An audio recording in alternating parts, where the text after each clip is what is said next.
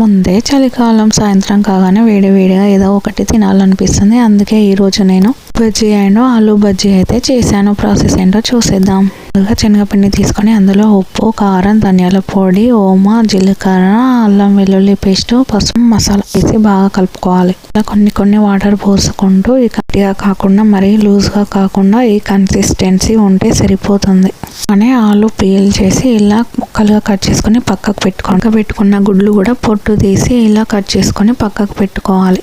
ముందుగా ప్రిపేర్ చేసుకున్న పిండిలో ఎగ్స్ను వేసి తలసల్లా మరిగే నూనెలో అన్నీ వేసి కలర్ చేంజ్ అయ్యే వరకు ఉంచి తర్వాత తీసుకుంటే టేస్టీగా ఉండే ఎగ్ బజ్జీ రెడీ. ఇందులోనే ముందుగా కట్ చేసుకున్న ఆలు పీసెస్ని కూడా వేసి మరుగుతున్న ఆయిల్లో ఇలా ఒకదాని తర్వాత ఒకటి వేసుకొని ఒక సైడ్ కాలాక మరోవైపు తిప్పుకోండి. అంతే. ఎంతో టేస్టింగ్ టైంలో చల్లని వెదర్కి వేడివేడిగా తింటే చాలా బాగుంటుంది.